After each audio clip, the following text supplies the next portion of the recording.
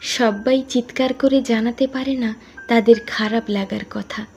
কেউ কেউ আছে খারাপ লাগলেও বুঝতে দেবে না, এক মুখ হেসে বলবে অসুবিধা নেই।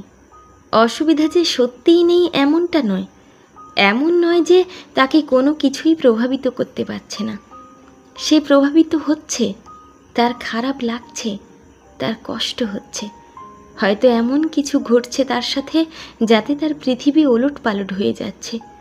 তবু সে মুখ ফুটে বলতে পারছে না, অভিযোগ করতে পারছে না, যা তার চাই তা সে জোর গলায় জানাতে পারছে না। এরকম মানুষগুলোর কপালে আজীবন দুঃখ লেখা থাকে। ভিড়ের মধ্যে খালি পায়ে দাঁড়িয়ে থাকা আসলে অসুবিধাজনক।